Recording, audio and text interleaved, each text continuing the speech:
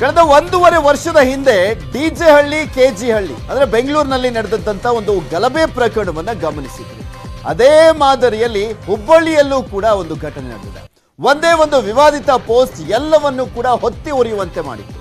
ಅದೇ ಮಾದರಿಯಲ್ಲೇ ಹುಬ್ಬಳ್ಳಿ ಕೂಡ ಕೋಮು ಜ್ವಾಲೆಗೆ ಹೊತ್ತಿ ಉರಿದಿದೆ. ಒಂದೇ ಒಂದು ವಿವಾದಿತ ಪೋಸ್ಟ್ ಸತತ 5 ಗಂಟೆಗಳ ಕಾಲ ಹುಬ್ಬಳ್ಳಿಯನ್ನ ಬೆಂಕಿಯಲ್ಲಿ ಬೇಯಿಸ್ಬಿಟ್ಟಿದೆ. ಹಾಗಾದ್ರೆ ಆ ಜ್ವಾಲೆ ಹೊತ್ತಿದ್ ಹೇಗೆ, ಕಾರಣ ಏನು, ಕಂಪ್ಲೀಟ್ ಡೀಟೇಲ್ಸ್ ಇಲ್ಲಿದೆ ನೋಡಿ. ಒಂದು ವಿವಾದಿತ ಪೋಸ್ಟ್ ಹುಬ್ಬಳ್ಳಿ ಕೊತ ಉದ್ರಿಕ್ತರ ಕಿಚ್ಚಿಗೆ ವಾಹನ ಗಾಜುಗಳು ಉಡಿ. ಅದು ಒಂದೇ ಒಂದು ವಿವಾದಿತ ಪೋಸ್ಟ್. ಒಬ್ಬ ಕಿಡಿಗೇಡಿ ಮಾಡಿದ ಆ ಪೋಸ್ಟ್ಗೆ ನಿನ್ನೆ ರಾತ್ರಿ ಇಡೀ ವಾಣಿಜ್ಯ ನಗರಿ ಹುಬ್ಬಳ್ಳಿಯೇ ಬೆಚ್ಚಿ ಬಿದ್ದಿತ್ತು. ಬೆಂಗಳೂರಿನ ಡಿಜೆ ಹಳ್ಳಿ ಕೆಜಿ ಹಳ್ಳಿಯಲ್ಲಿ ಗಲಭೆಗೆ ವಿವಾದಿತ ಪೋಸ್ಟ್ ಕಾರಣವಾದಂತೆ ಹುಬ್ಬಳ್ಳಿ ಕೂಡ ವಿವಾದಿತ ಪೋಸ್ಟ್ಗೆ ಕೊತ ಕುದ್ದು ಹೋಗಿದೆ.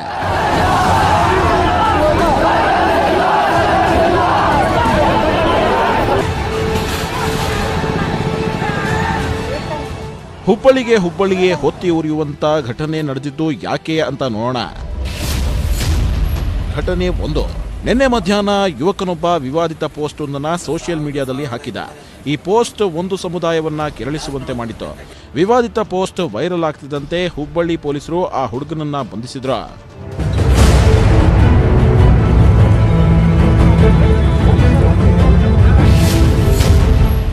ಘಟನೆ 2.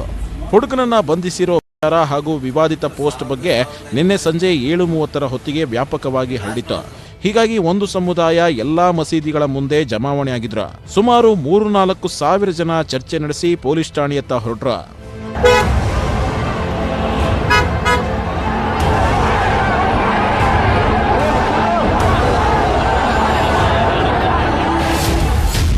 ಘಟನೆ 3.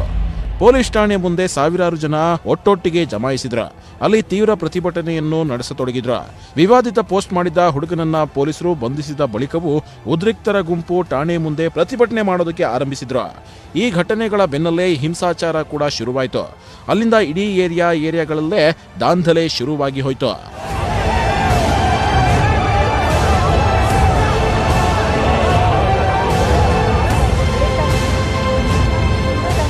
ಯಾವಾಗ ಹೆಚ್ಚಿನ ಜನರು ಠಾಣೆ ಮುಂದೆ ಸೇರಿದ್ರೋ ಪೊಲೀಸರು ಎಲ್ರಿಗೂ ಅಲ್ಲಿಂದ ಕದಲುವಂತೆ ಸೂಚಿಸಿದ್ರು.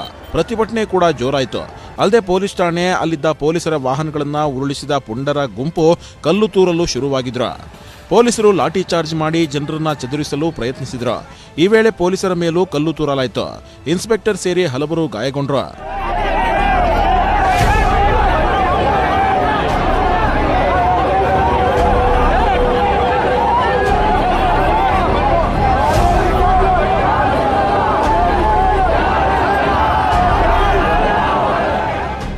ಇಷ್ಟಕ್ಕೆ ಸುಮ್ಮನಾಗದ ಉದ್ರಿಕ್ತರ ಗುಂಪು ಆಂಜನೇಯ ದೇಗುಲಕ್ಕೂ ನುಗ್ಗಿ ಕಿಟಕಿ ಗಾಜುಗಳನ್ನ ಒಡೆದ್ರು. ಅಲ್ಲಿದ್ದ ಆಸ್ಪತ್ರೆಯನ್ನು ಧ್ವಂಸಗೊಳಿಸಿದ್ರು. ಏರಿಯಾಗೆ ನುಗ್ಗಿ ಮನೆಗಳು, ಸಿಕ್ಕ ವಾಹನಗಳ ಮೇಲೂ ಕಲ್ಲು ತೂರಾಟ ನಡೆಸಿದ್ರು. ಪೊಲೀಸರು ಟಿಯರ್ ಗ್ಯಾಸ್ ಪ್ರಯೋಗಿಸಿ ಕೊನೆಗೆ ಗಾಳಿಯಲ್ಲೂ ಗುಂಡು ಹಾರಿಸಿ ಪರಿಸ್ಥಿತಿ ನಿಯಂತ್ರಣಕ್ಕೆ ತಂದ್ರು.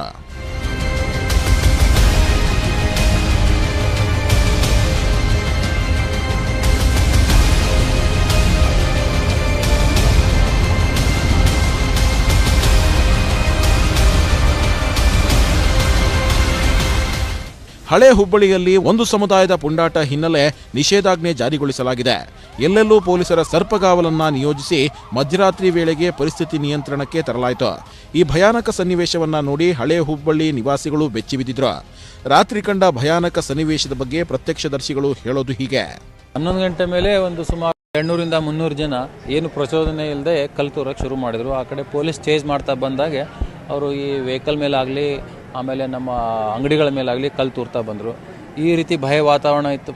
ಸುಮಾರು ಇಲ್ಲಿ ಜಮಾವಣೆ ನೋಡಿದರೆ ಸಾವಿರಾರು ಮೇಲಿರ್ಬೋದು. ನನಗಿಲ್ಲಿ ಕಣ್ಣಿಗೆ ಕಂಡಿದ್ದು ಒಂದು 400 ಜನರು ಇದ್ದರು. ಮಧ್ಯೆ ಅಲ್ಲಾಹು ಅಕ್ಬರ್ ಅಂತ ಕೂಗ್ತಾ ಇದ್ರು, ಕಲ್ಲನ್ನು ಎಸಿತಾ ಇದ್ರು. ಆಮೇಲೆ ಪೊಲೀಸರಿಗೆ ಕಂಟ್ರೋಲ್ ಆಗ್ತಾ ಇರಲಿಲ್ಲ. ಪುಂಡರ ಗುಂಪು ಮನೆಗಳ ಬಾಗಿಲನ್ನು ಬಡಿದಿದ್ದಾರೆ. ಬಾಗಿಲು ತೆರೆಯದಿದ್ದಾಗ ಕಿಟಕಿ ಗಾಜುಗಳಿಗೂ ಕಲ್ಲು ತೂರಿದ್ದಾರೆ. ಮಹಿಳೆಯರು, ಮಕ್ಕಳು ಈ ಘಟನೆಯನ್ನ ಪ್ರತ್ಯಕ್ಷವಾಗಿ ಕಂಡು ಭಯಭೀತರಾಗಿದ್ರು. 10:30 ಸುಮಾರು ನಾವಿನ್ನೇನು ಮಲಗಬೇಕಂತ ಹೋಗ್ತಿದ್ವಿ. ಅವಾಗ ಜನರು ಗದ್ದಲ ಬಂತು ಕಲ್ಲು ತೂರಾಟ ಮಾಡ್ಲಿಕ್ಕತ್ರು. ಕಲ್ಲು ತೊಗೊಂಡು ಅಲ್ಲೇ ಆಜು ಬಾಜು ಇದ್ದದ್ದು ತೊಗೊಂಡು ನಡು ರಸ್ತೆಯಲ್ಲಿ ಒಗೆದು ನಮ್ಮ ಕಾರಿಗೆ ಒಗೆದ್ರು, ಮೇಲಿನ ಕ್ಲಾಸಿಗೆ ಒಗೆದ್ರು, ಅಲ್ಲಿ ಒಳಗಿದ್ದವರೆಲ್ಲ ಮಲ್ಕೊಂಡವರು, ಮಕ್ಕಳು ಎದ್ದು ಬಂದ್ವಿ ನಾವು. ಬಟ್ ಈ ರೀತಿ ಆದ್ರೆ ನಮ್ಮ ಸೇಫ್ಟಿಗೆ ನಮಗೆ ಭಾಳ ತೊಂದರೆ ಆಗಿದೆ, ಹೆದರಿಕೆ ಬರ್ತಾ ಇದೆ ನಮ್ಗೆ. ಹೆಂಗೆ ಇಲ್ಲಿ ಇದು ಮಾಡಬೇಕು? ಇಂಥ ಘಟನೆ ಎಂದೂ ಆಗಿಲ್ಲ ಓಲ್ಡ್ ಹುಬ್ಳಿಯಲ್ಲಿ. ಸ್ವಲ್ಪ ಇತ್ತು, ಹೊರಗೆ ನಾವು ಯಾರು ಬಾಗ್ಲ ತೆಗೆದು ಬರೋ ಪರಿಸ್ಥಿತಿಲೇ ಇದ್ದಿದ್ದಿಲ್ಲ. ಹುಯ್ಯಿ ಅಂತ ಜನ ನುಗ್ಗೋದು, ರೋಡೆಲ್ಲ ತುಂಬಿತ್ತು, ಇಲ್ಲೆಲ್ಲ ಕಲ್ಲು ಹೋಗ್ಯೋದು, ಅವು ಇಟ್ಟಂಗಿ ತೊಗೊಂಡು ಒಗೆಯೋದು, ಹಿಂಗೆಲ್ಲ ಮಾಡಿದ್ರೆ ಎದಕ್ಕೆ ಬರುತ್ತೆ? ಎಲ್ಲರದು ಜೀವನ ಅಲ್ವಾ? ಇನ್ನು ಹಳೆ ಹುಬ್ಬಳ್ಳಿಯಲ್ಲಿದ್ದ ಸಂಜೀವಿನಿ ಆಸ್ಪತ್ರೆ ಮೇಲೂ ಕಲ್ಲು ತೂರಿದ್ದಾರೆ.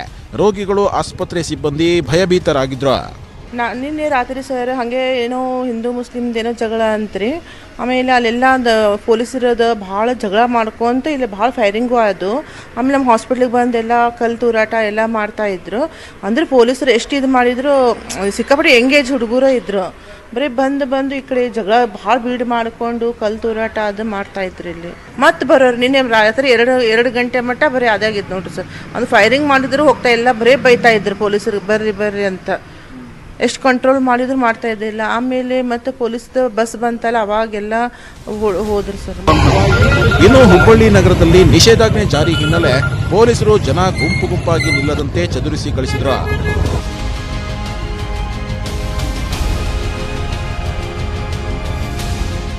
ಇನ್ನು ಗಲಭೆ ಸಂಬಂಧ ಈವರೆಗೂ ಹುಬ್ಬಳ್ಳಿ ಪೊಲೀಸರು 105ಕ್ಕೂ ಹೆಚ್ಚು ಪುಂಡರನ್ನ ಬಂಧಿಸಿ ವಿಚಾರಣೆ ಮುಂದುವರೆಸಿದ್ದಾರೆ.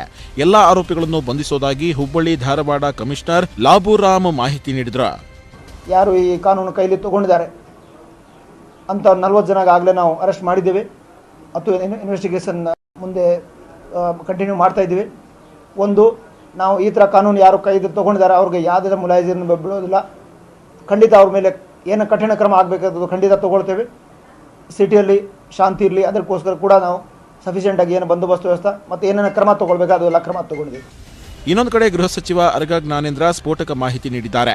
ಡಿಜೆಹಳ್ಳಿ, ಕೆಜಿಹಳ್ಳಿ ಮಾದರಿಯಲ್ಲೇ ವ್ಯವಸ್ಥಿತವಾಗಿ ಸಂಚು ಮಾಡಿದ್ದಾರೆ. ತಪ್ಪು ಮಾಡಿದ ಯಾರೊಬ್ಬರನ್ನು ಬಿಡಲ್ಲ ಅಂದಿದ್ದಾರೆ. ಪೊಲೀಸರು ಎಲ್ಲ ರೀತಿ ಕ್ರಮ ತಗೊಂಡಿದ್ದಾರೆ. ಬೇರೆ ಬೇರೆ ಭಾಗದಿಂದ ಕೂಡ ಫೋರ್ಸ್ ತರಿಸಿ ಬಂದೋಬಸ್ತನ್ನು ಮಾಡಲಾಗಿದೆ. ವಾತಾವರಣ ಕಂಟ್ರೋಲ್ನಲ್ಲಿ ನೋಡಬೇಕು. ಅದೇ ರೀತಿಯ ಒಂದು ದಾಳಿ ಇದು. ಪೊಲೀಸರು ಎಲ್ಲ ರೀತಿಯಿಂದ ವಿಚಾರಣೆ ಮಾಡ್ತಾ ಇದ್ದಾರೆ.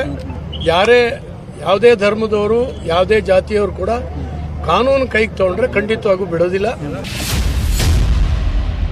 ಪೂರ್ವ ನಿಯೋಜಿತವಾಗಿದ್ದ ಹುಬ್ಬಳ್ಳಿ ಗಲಭೆ, ದಲಿತ ಮುಖಂಡ ಮಾಡಿದ್ನ ಉದ್ರೇಕದ ಭಾಷಣ. ಒಂದ್ ಕಡೆ ಗಲಭೆ ಜೋರಾಗಿ ನಡೆದಿದ್ರೆ, ಅದಕ್ಕೂ ಮೊದಲು ದಲಿತ ಮುಖಂಡನೊಬ್ಬ ಪ್ರತಿಭಟನಾಕಾರರನ್ನ ಉದ್ದೇಶಿಸಿ ಪ್ರಚೋದನಕಾರಿಯಾಗಿ ಮಾತನಾಡಿದ ವಿಡಿಯೋ ಒಂದು ವೈರಲ್ ಆಗಿದೆ. ಪ್ರತಿಭಟನಾ ಜಾಗಕ್ಕೆ ಬಂದಿದ್ದ ದಲಿತ ಮುಖಂಡ ಮಾರುತಿ ದೊಡ್ಡಮನಿ ಯಾವುದೇ ಕಾರಣಕ್ಕೂ ಪ್ರತಿಭಟನೆ ಬಿಟ್ಟು ಕದಲಬೇಡಿ ಅಂತ ಹೇಳಿದ ವಿಡಿಯೋ ವೈರಲ್ ಆಗಿದೆ. ಇದಾದ ಬಳಿಕವೇ ಗಲಭೆ ಶುರುವಾಗಿ ಹಿಂಸಾಚಾರ ನಡೆದಿದೆ ಎನ್ನಲಾಗಿದೆ. रोजगार का खाना देखो, रोजगार का खाना तो पटिया में तुम लोग नारा बिना लगे यहाँ लगाओ। एक तो पुलिस तुम्हें टच करके ना बोल दो, इसका सुबह तक बैठो चुप बैठो, देखेंगे एक भी नारा नहीं ला रहा, रोड पे बैठो। इसको धरनी बोलते हैं, बेंगलुरु से दिल्ली तक जाता, चुप बैठो। ಇನ್ನೊಂದು ಕಡೆ ಗಲಭೆ ಬಳಿಕ ನಡೆದ ಆಡಿಯೋ ಒಂದು ವೈರಲ್ ಆಗಿದೆ. ಕಲ್ಲು ತೂರಾಟದ ಆಡಿಯೋ ಶೇರ್ ಮಾಡಬೇಡಿ, ನಮ್ಮ ಈ ಕಾರ್ಯ ಅಲ್ಲಾಹುವಿನ ಸೂಚನೆಯಂತೆ ನಡೆದಿದೆ. ವಿಡಿಯೋ ಶೇರ್ ಮಾಡಿದ್ರೆ ಪೊಲೀಸರು ಗುರುತಿಸಿ ಬಂಧಿಸ್ತಾರೆ ಅನ್ನೋ ವ್ಯಕ್ತಿಯೊಬ್ಬನ ಆಡಿಯೋ ವೈರಲ್ ಆಗಿದೆ. ಆ ಆಡಿಯೋ ಸತ್ಯಾಸತ್ಯತೆ ಬಗ್ಗೆ ಪೊಲೀಸರು ಮಾಹಿತಿ ಸಂಗ್ರಹಿಸಿದ್ದಾರೆ.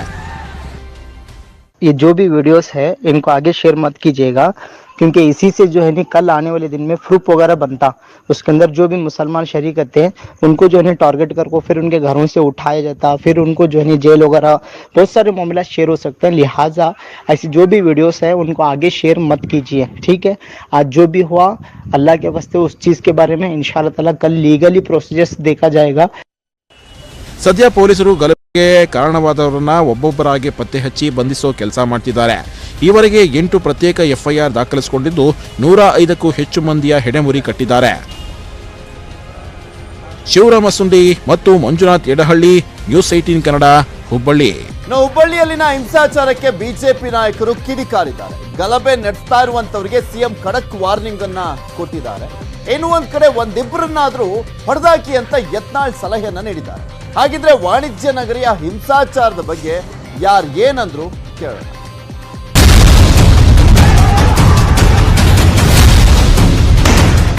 ಡಿಜೆ ಹಳ್ಳಿ, ಕೆಜಿ ಹಳ್ಳಿಯಲ್ಲಿ ಆದಂತೆಯೇ ಹುಬ್ಬಳ್ಳಿಯಲ್ಲೂ ವಿವಾದಿತ ಪೋಸ್ಟ್ ಕಿಚ್ಚು ಹೊತ್ತಿಸಿದೆ.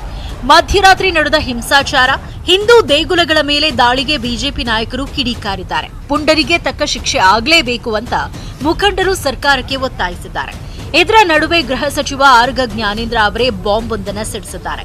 ಹುಬ್ಬಳ್ಳಿ ಗಲಾಟೆ ವ್ಯವಸ್ಥಿತ ಸಂಚು, ಮೊದಲೇ ಕಲ್ಲು ಸಂಗ್ರಹ ಮಾಡಿದ್ರು ಅಂತ ಹೇಳಿದ್ದಾರೆ. ಕಾನೂನು ಕೈಗೆತ್ತಿಕೊಂಡ ಯಾರೊಬ್ಬರನ್ನು ಬಿಡಲ್ಲ ಅಂತ ಖಡಕ್ ವಾರ್ನಿಂಗ್ ನೀಡಿದ್ದಾರೆ. ಅದೇ ರೀತಿಯ ಒಂದು ದಾಳಿ ಇದು. ಪೊಲೀಸರು ಎಲ್ಲ ರೀತಿಯಿಂದ ವಿಚಾರಣೆ ಮಾಡ್ತಾ ಇದ್ದಾರೆ. ಯಾವುದೇ ಧರ್ಮದವರು, ಯಾವುದೇ ಜಾತಿಯವರು ಕೂಡ ಕಾನೂನು ಕೈಗೆ ತಗೊಂಡ್ರೆ ಖಂಡಿತವಾಗೂ ಬಿಡೋದಿಲ್ಲ. ಸರಿಯಾದ ಮೆಸೇಜ್ ಕೊಡ್ತಿದ್ದ. ಇನ್ನು ಗಲಭೆ ನಡೆಸ್ತಾ ಇರೋರಿಗೆ ಸಿಎಂ ಬೊಮ್ಮಾಯಿ ಕೂಡ ಖಡಕ್ ವಾರ್ನ್ ಮಾಡಿದ್ದಾರೆ. ಹುಬ್ಬಳ್ಳಿಯಲ್ಲಿ ನಿನ್ನೆ ಕಾನೂನನ್ನ ಕೈಗೆ ತೆಗೆದುಕೊಳ್ಳುವಂತ ಕೆಲಸ ಆಗಿದೆ. ವಿವಿಧ ಭಾಗದಲ್ಲಿ ಕಲ್ಲು ತೂರಾಟ ಮಾಡಿರುವಂತದ್ದು ಅಕ್ಷಮ ಅಪರಾಧ. ಈಗಾಗಲೇ ಪೊಲೀಸರು ಕ್ರಮ ತೆಗೆದುಕೊಳ್ತಾರೆ. ಬಹಳ ಸ್ಪಷ್ಟವಾಗಿ ಹೇಳಕ್ಕೆ ಇಚ್ಛೆ ಪಡ್ತೀನಿ, ಯಾರೇ ಕಾನೂನನ್ನ ಕೈಗೆ ತೆಗೆದುಕೊಂಡ್ರೆ ಕಠಿಣವಾದಂತಹ ಕ್ರಮ ತೆಗೆದುಕೊಳ್ಳಲು ನಮ್ಮ ಪೊಲೀಸರು ಹಿಂದೆ ಮುಂದೆ ನೋಡೋದಿಲ್ಲ. ಒಂದ್ ಕಡೆ ಹಿಂಸಾಚಾರಕ್ಕೆ ಹಿಂದೂ ಪರ ಸಂಘಟನೆಗಳು, ಬಿಜೆಪಿ ನಾಯಕರು ಗುಡುಗಿದ್ರು. ಇದ್ರ ಬಗ್ಗೆ ಸಮಗ್ರ ತನಿಖೆ ನಿಜವಾಗೂ ಯಾರು ಅಪರಾಧಿಗಳಿದ್ದಾರೆ ಈಗಾಗಲೇ ಬಂಧಿಸಿದ್ದೇವೆ. ಇನ್ನು ಕೆಲವು ಅಪರಾಧಿಗಳನ್ನ ಬಂಧಿಸಿ ಸೂಕ್ತವಾದ ಕ್ರಮ ತಗೊಳ್ಬೇಕು. ಯಾರೇ ಮಾಡಲಿ, ಅವರು ಹಿಂದೂ ಮುಸ್ಲಿಂ ಪ್ರಶ್ನೆ ಬರೋದಿಲ್ಲ. ಇಲ್ಲಿ ತಪ್ಪು ಮಾಡಿದವ್ರಿಗೆ ತಕ್ಕ ಶಿಕ್ಷೆ ಆಗಬೇಕು. ಒಂದು ಸಮುದಾಯದ ಗೂಂಡಗಳು ಪೊಲೀಸ್ ಸ್ಟೇಷನ್ ಅನ್ನ ಧ್ವಂಸ ಮಾಡಿದ್ರು. ಮತ್ತೆ ಇದೇ ರೀತಿಯ ಗೂಂಡಾಗಿರಿ, ಇದೇ ರೀತಿಯ ದೌರ್ಜನ್ಯ, ಇದೇ ರೀತಿಯ ದಬ್ಬಾಳಿಕೆ, ಇದೇ ರೀತಿಯ ಭಯೋತ್ಪಾದಕತೆ ಹುಬ್ಬಳ್ಳಿಯಲ್ಲಿ ಕಂಡಿದ್ದೀವಿ. ಸರ್ಕಾರದ ವ್ಯವಸ್ಥೆಗೆ ಚಾಲೆಂಜ್ ಮಾಡುವಂತ, ಸವಾಲೊಡ್ಡುವಂತ ಈ ಶಕ್ತಿಯನ್ನ ನಡೆಸಬಾರದು ಅನ್ನುವಂತ ಆಗ್ರಹವನ್ನ ನಾನು ಸರ್ಕಾರಕ್ಕೆ ಮಾಡ್ತಾ ಇದ್ದೀನಿ. ಸ್ಟೇಟಸ್ ನಲ್ಲಿ ಹಾಕಿದ್ದ ಅಂತ ಇಟ್ಕೊಳ್ಳಿ, ಯಾವನ್ ಹಾಕಿದನೋ ಗೊತ್ತಿಲ್ಲ, ಅವನ ಮೇಲೆ ಕಾನೂನು ಕ್ರಮ ಆಗಲಿ, ಅದಕ್ಕೆ ಪೊಲೀಸ್ ಸ್ಟೇಷನ್ಗೆ ದೂರು ಕೊಡ್ಲಿ. ಬೀದಿಗೆ ನಿಂತು ಗುಂಡಾಗಿರಿ ಮಾಡೋದಕ್ಕೆ ಅವ್ರಿಗೆ ರಕ್ಷಣೆ ಕೊಡೋಕೆ ಸಂವಿಧಾನ ಬೇಕು, ಇವ್ರು ಮಾತ್ರ ಗುಂಡಾಗಿರಿ ಮಾಡ್ಬೋದಾ? ಅಲ್ಲ, ಕಾನೂನು ಕೈಗೆತ್ಕೊಳ್ಳೋದಿದೆಯಲ್ಲ, ಇದನ್ನ ಟಾಲರೇಟ್ ಮಾಡೋಕ್ಕಾಗಲ್ಲ. ಹಿಂದೆ ಡಿಜೆಹಳ್ಳಿ, ಕೆಜಿಹಳ್ಳಿ ಮಾಡಿದ್ದನ್ನೇ ಇಡೀ ರಾಜ್ಯದಲ್ಲಿ ಪುನರಾವರ್ತನೆ ಮಾಡ್ತೀವಿ ಅಂತ ಅನ್ನೋಂಥದ್ದನ್ನ ಸಹಿಸೋಕ್ಕಾಗಲ್ಲ. ಸ್ಟೇಟಸ್ಗೋಸ್ಕರ ಈ ರೀತಿ ಪೊಲೀಸ್ ಠಾಣೆ ನುಗ್ತಾರೆ ಅಥವಾ ಗಲಾಟೆಗಳು ಮಾಡ್ತಾರೆ, ಪ್ರಚೋದನೆ ಮಾಡ್ತಾರೆ. ಇದರಿಂದ ಎಲ್ಲ ಒಂದು ಕಡೆ ಕಾಂಗ್ರೆಸ್ನವರ ಸಂಪೂರ್ಣವಾಗಿ ಕೈವಾಡ ಇದೆ. ಇನ್ನು ಮುಂದೆ ಇದೇ ರೀತಿ ಉದ್ದಡದನ್ನು ತೋರಿಸಿದ್ರೆ ನಾವು ಹಿಂದೂಗಳು ಏನಂತ ತೋರಿಸಬೇಕಾಗುತ್ತೆ ಎಚ್ಚರಿಕೆಯನ್ನು ಕೊಡ್ತಾ ಇದ್ದೀನಿ. ಇದರೆಲ್ಲ ಹಿಂದೆ ದೊಡ್ಡ ಷಡ್ಯಂತ್ರ ಇದೆ. ಇದಕ್ಕೆಲ್ಲ ಬೆಂಬಲ ಕಾಂಗ್ರೆಸ್ ಇದೆ. ಕಾಂಗ್ರೆಸ್ಸು ನೋಡಿ, ನಿನ್ನೆ ಹೇಳ್ತಾರೆ ಕಾಂಗ್ರೆಸ್ನ ಒಬ್ಬ ನಾಯಕ ಶಿವಮೊಗ್ಗದಲ್ಲಿ ಮುಸ್ಲಿಮನ ಕೊಲೆ ಮಾಡಬೇಕಂತ ಸಂಚು ನಡೆದು, ಇವ್ರಿಗೆ ಹೆಂಗೆ ಗೊತ್ತಾಯ್ತು? ಇದಕ್ಕೆ ನಮ್ಮ ಸರ್ಕಾರ ಕಠಿಣ ಕೈಗೊಳ್ಳಬೇಕು. ಖಡಕ್ ಒಂದು ಆದೇಶ ಹೊರಗೆ ಬರದೈತ್ರೆ ಈ ಗಲಾಟೆಗಳು ಎಲ್ಲ ಜಿಲ್ಲಾ ಕೇಂದ್ರಗಳಲ್ಲಿ, ತಾಲೂಕು ಕೇಂದ್ರಗಳಲ್ಲಿ ಆಗ್ತವೆ. ಅದಕ್ಕೆ ಪೊಲೀಸರಿಗೆ ಸ್ವಲ್ಪ ಫ್ರೀ ಹ್ಯಾಂಡ್ ಕೊಡಬೇಕು. ಒಂದೆರಡು ಹೋದ್ರೆ ಹೋಗಲ್ಯಾಕ ಹೊಡಿಬೇಕು, ಹೊಡೆದ್ರೆ ಸಮಾಧಾನ ಆಗ್ತದೆ. ಒಳ್ಳೆಯವರಿದ್ದಾರೆ, ಅದ್ರ ಗೃಹ ಇಲಾಖೆಯಲ್ಲಿ ಸ್ವಲ್ಪ ಸ್ಟ್ರಾಂಗ್ ಆಗಬೇಕಾಗ್ತದೆ. ಸ್ಟ್ರಾಂಗ್ ಇರಲಾರ್ದವ್ರನ್ನ ಮಾಡಿದ್ರೆ, ನಾ ಮೊದಲೇ ಹೇಳಿದ್ದೆ ಅವ್ರನ್ನ ಗೃಹ ಮಂತ್ರಿಗಳು ಮಾಡಿದಾಗ, ಅವ್ರ ಕಂದಾಯಕ್ಕೆ, ಅರಣ್ಯಕ್ಕೆ, ಗ್ರಾಮೀಣಕ್ಕೆ ಅಭಿವೃದ್ಧಿಗೆ ಒಳ್ಳೆಯವರಿದ್ದಾರೆ. ಗೃಹ ಇಲಾಖೆಗೆ ಅವರ ಒಂದು ಒಳ್ಳೆತನಕ್ಕೆ ಅದು ಸೂಟ್ ಆಗೋದಿಲ್ಲ. ಅದಕ್ಕೆ ನಾನು ಆರೋಗ್ಯ ಜ್ಞಾನೇಂದ್ರವ್ರಿಗೆ ಹೇಳ್ತೀನಿ, ನೀವು ಆಗೋದಿದ್ರೆ ಖಡಕ್ ಆಗ್ರಿ, ಇಲ್ಲಾಂದ್ರೆ ಖಾತೆ ಬೇರೆ ಯಾವುದಾದ್ರೂ ಒಳ್ಳೆ ತಗೋರಿ. ಇನ್ನು ಹುಬ್ಬಳ್ಳಿ ಘಟನೆಯನ್ನ ಶ್ರೀರಾಮ್ ಸೇನೆ ಖಂಡಿಸಿದೆ. ನಿನ್ನೆ ರಾತ್ರಿ ನಡೆದಂತಹ ಹುಬ್ಬಳ್ಳಿಯ ಗಲಭೆ ಅತ್ಯಂತ ಹೇಯವಾದ್ದು, ಇದು ಖಂಡನೀಯವಾದ್ದು. ಸೊ ಒಮ್ಮೆಲೆ ಅಚಾನಕ್ ಆಗಿ ಸಾವಿರಾರು ಜನ ನುಗ್ಗಿದ್ದು ಹೇಗೆ, ಬಂದಿದ್ದು ಹೇಗೆ, ಸೇರಿದ್ದು ಹೇಗೆ? ಸೊ ಇದೊಂದು ವೆಲ್ ಪ್ಲಾನ್ಡ್, ಪ್ರೀ ಪ್ಲಾನ್ ಇದು ಅಂತನ್ನುವಂಥದ್ದು ಹೇಳ್ತೀನಿ. ಇದರ ಹಿಂದೆ ಬಹು ದೊಡ್ಡ ಷಡ್ಯಂತ್ರ ಇದೆ.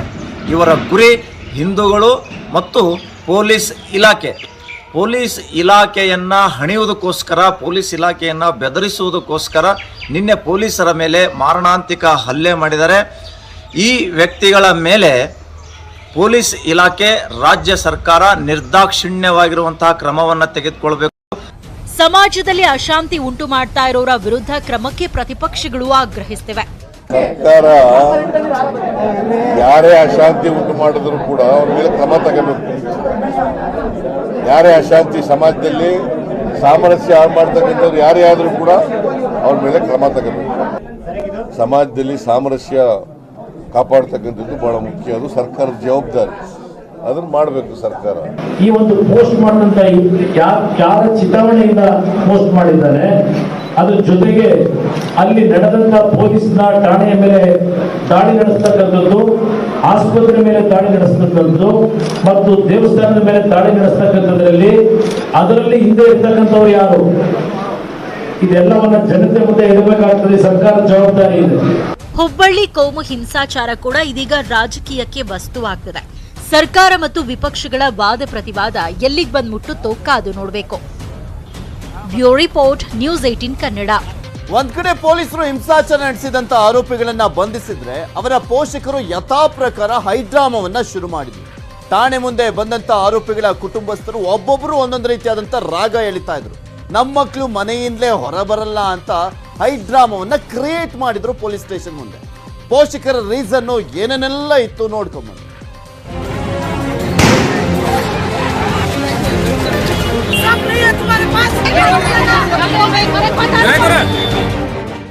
ಒಂದ್ ಕಡೆ ಹುಬ್ಬಳ್ಳಿ ಕೋಮು ಹಿಂಸಾಚಾರಕ್ಕೆ ಕಾರಣರಾದ ಕಿಡಿಗೇಡಿಗಳ ಬಂಧನ, ಇನ್ನು ಒಂದ್ ಕಡೆ ಆರೋಪಿಗಳ ಪೋಷಕರ ಆಕ್ರಂದನ, ಹೈಡ್ರಾಮಾ. ಹುಬ್ಬಳ್ಳಿಯಲ್ಲಿ ಠಾಣೆ ಮುಂದೆ ಹಾಗೂ ಏರಿಯಾಗಳಿಗೆ ನುಗ್ಗಿ ಕಲ್ಲು ತೂರಾಟ ಮಾಡಿದ್ದವರನ್ನ ಪೊಲೀಸರು ಹೆಡೆಮುರಿ ಕಟ್ಟಿ ಎಳೆದೊಯ್ದಿದ್ದಾರೆ. ಅದ್ಯಾವಾಗ ಆರೋಪಿಗಳನ್ನ ಪೊಲೀಸರು ಎಳೆದೊಯ್ದ್ರೋ ಆಗ ಶುರುವಾಯಿತು ನೋಡಿ ಪೋಷಕರ ಹೈಡ್ರಾಮಾ. ನಮ್ಮ ಮಕ್ಕಳು ಮನೆಯವರು ತಪ್ಪು ಮಾಡಿಲ್ಲ ಅಂತ ಠಾಣೆ ಮುಂದೆ ಜಮಾಯಿಸಿ ರಾಗ ತೆಗೆದಿದ್ದಾರೆ. ಬೆಂಗಳೂರಿನ ಡಿಜೆಹಳ್ಳಿಯಲ್ಲಿ ಗಲಭೆ ಆದಾಗ ಕೊತ್ತಂಬರಿ ಸೊಪ್ಪು ತರುವಂತ ರೀಸನ್ ಹೇಗೆ ಕೊಟ್ಟಿದ್ರು, ಹಾಗೆಯೇ ಹುಬ್ಬಳ್ಳಿಯಲ್ಲೂ ಕೂಡ ಬಚಾವಾಗೋಕೆ ತರ ರೀಸನ್ ಅನ್ನ ಕೊಟ್ಟಿದ್ದಾರೆ. ಹಾರ್ಟ್ ಪ್ರಾಬ್ಲಮ್ ಇದೆ, ಮಾತ್ರೆ ನುಂಗ್ಬೇಕು.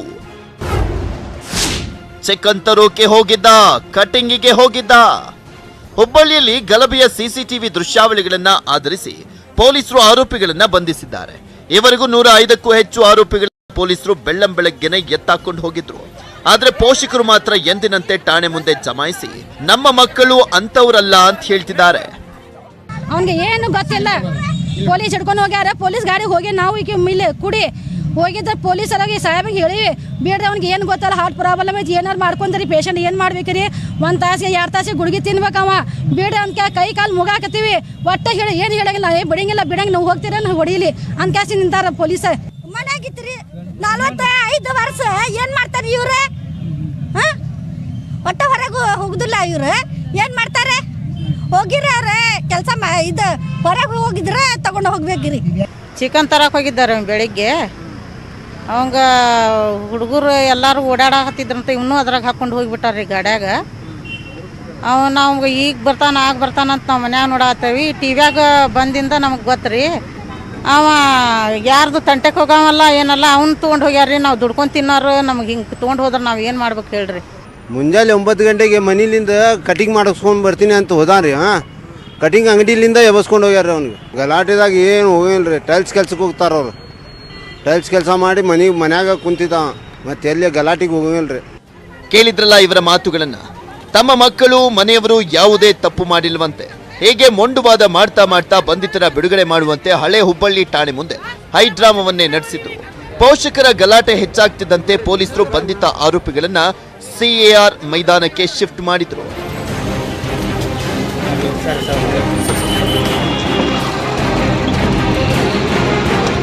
ಸದ್ಯ ಹುಬ್ಬಳ್ಳಿಯಲ್ಲಿ ನಿಷೇಧಾಜ್ಞೆ ಜಾರಿ ಮಾಡಲಾಗಿದೆ. ಗುಂಪುಗಟ್ಟಿ ನಿಂತ ಜನರನ್ನ ಮನೆಗೆ ಹೋಗುವಂತೆ ಮೈಕ್ನಲ್ಲಿ ಅನೌನ್ಸ್ ಮಾಡಿ ಎಚ್ಚರಿಕೆ ಕೊಟ್ಟಿದ್ದಾರೆ. ಇಷ್ಟಾದ್ರೂ ಕೂಡ ಪೋಷಕರು ಠಾಣೆ ಮುಂದೆ ಜಮಾಯಿಸೋದು ನಿಲ್ಲಿಸಿಲ್ಲ. ಸದ್ಯ ಪೊಲೀಸರು ಹಿಂಸಾಚಾರದ ಪ್ರತಿ ಸಿಸಿಟಿವಿ ದೃಶ್ಯಾವಳಿಗಳನ್ನ ಪರಿಶೀಲಿಸ್ತಾ ಇದ್ದಾರೆ. ಗಲಭೆಯಲ್ಲಿ ಯಾರೆಲ್ಲ ಪಾಲ್ಗೊಂಡಿದ್ರೋ ಅವರೆಲ್ಲರನ್ನೂ ಕೂಡ ಗುರುತು ಮಾಡಿಕೊಂಡು ಸೆರೆ ಹಿಡಿಯುವಂತ ಕೆಲಸವನ್ನ ಮುಂದುವರಿಸಿದ್ದಾರೆ. Bureau report, news 18 Kannada. ದೆಹಲಿಯ ಜಹಾಂಗೀರ್ ಪುರಿ ಪ್ರದೇಶದಲ್ಲಿ ಹನುಮ ಜಯಂತಿಯ ಮೆರವಣಿಗೆ ವೇಳೆ ಘರ್ಷಣೆ ಆಗಿತ್ತು. ಹಿಂಸಾಚಾರ ಪ್ರಕರಣಕ್ಕೆ ಸಂಬಂಧಪಟ್ಟಂತೆ ದೆಹಲಿ ಪೊಲೀಸರ ಒಟ್ಟು 20 ಆರೋಪಿಗಳನ್ನ ಬಂಧಿಸಿದ್ದಾರೆ ಪೊಲೀಸರು. ಆರೋಪಿಗಳನ್ನ ರೋಹಿಣಿ ಕೋರ್ಟ್ಗೆ ಪೊಲೀಸರು ಹಾಜರುಪಡಿಸಿದರು. ಆರೋಪಿಗಳನ್ನ 14 ದಿನ ನ್ಯಾಯಾಂಗ ಬಂಧನಕ್ಕೆ ಒಪ್ಪಿಸಿ ಕೋರ್ಟ್ ಆದೇಶವನ್ನು ಹೊರಡಿಸಿದೆ. ಇನ್ನು ಆರೋಪಿಗಳ ವಿರುದ್ಧ IPC ಸೆಕ್ಷನ್ 307, 120B ಹಾಗೆ 147 ಮತ್ತು ಇತರ ಸೆಕ್ಷನ್ಗಳ ಅಡಿಯಲ್ಲಿ FIR ದಾಖಲಾಗಿದೆ. Welcome back. ವಿಜಯನಗರದ ಹೊಸಪೇಟೆಯಲ್ಲಿ ನಡೆದಂತ 2 ದಿನಗಳ ಬಿಜೆಪಿ ಕಾರ್ಯಕಾರಿಣಿ ಮುಕ್ತಾಯಗೊಂಡಿದೆ. ರಾಜ್ಯ ಬಿಜೆಪಿಗೆ ಬಿಜೆಪಿ ರಾಷ್ಟ್ರೀಯ ಅಧ್ಯಕ್ಷ JP ನಡ್ಡಾ 3 ಟಾಸ್ಕ್ ಅನ್ನು ಕೊಟ್ಟಿದ್ದಾರೆ. ಮುಂದಿನ ಎಲೆಕ್ಷನ್ ಅಲ್ಲಿ ಬಿಜೆಪಿ 150 ಸೀಟನ್ನ ಗೆಲ್ಲುವಂಥದ್ದು, ಕೇಂದ್ರ ಸರ್ಕಾರದ ಮತ್ತು ರಾಜ್ಯ ಸರ್ಕಾರದ ಸಾಧನೆಗಳನ್ನ ಜನರಿಗೆ ಮನವರಿಕೆ ಮಾಡಿಕೊಡುವಂಥದ್ದು, ಹಾಗೆ CM ರಿಂದ ಹಿಡಿದು ಪದಾಧಿಕಾರಿಗಳವರೆಗೂ ಕೂಡ ಎಲ್ಲರೂ ಪಕ್ಷ ಸಂಘಟನೆ ಮಾಡಬೇಕು ಅಂತ ಸೂಚನೆಯನ್ನ ಕೊಟ್ಟಿದ್ದಾರೆ. ಅಲ್ಲದೆ ಗೆಲುವಿಗೆ 2 ಸೂತ್ರವನ್ನ ಕೂಡ ಸೂಚಿಸಿರುವಂಥದ್ದು. ಪಕ್ಷ ಸಂಘಟನೆ, ಅಭಿವೃದ್ಧಿ ಮತ್ತು ಹಿಂದುತ್ವದ ಅಜೆಂಡಾ ಬಿಜೆಪಿ ಗೆಲುವಿಗೆ ಪ್ರಮುಖ ಸೂತ್ರ ಅಂತ ಹೇಳಿದ್ದಾರೆ. ಎಲ್ಲರೂ ಎರಡು ಕೈಯನ್ನ ಗಟ್ಟಿಯಾಗಿ ಮಾಡಿ ನಾನು ಭಾರತ್ ಹಿರಿಯರು ಆದಂತ ಕರ್ನಾಟಕ ರಾಜ್ಯವನ್ನ ಒಂದು ಮಾದರಿ ರಾಜ್ಯವಾಗಿ ಇದು ಇವತ್ತಿನ ಅಗ್ರ ರಾಷ್ಟ್ರೀಯ ವಾರ್ತೆ. ನಾನು ಪೃಥ್ವಿರಾಜ್ ಹಾರ್ನಹಳ್ಳಿ. ನೋಡ್ತಾರೆ ನ್ಯೂಸ್ 18 ಕನ್ನಡ. ಜಾಲ ನಮ್ಮದು, ಬಲ ನಿಮ್ಮ.